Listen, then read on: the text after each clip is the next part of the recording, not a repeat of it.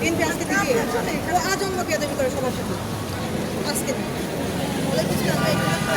ওই আমাদের ওই নিচে আছে না আমরা দেখুন তখন আমি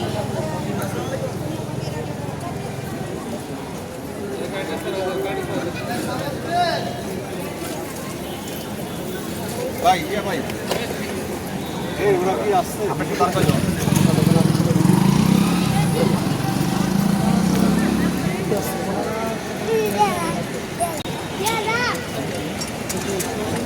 এখানে জন্য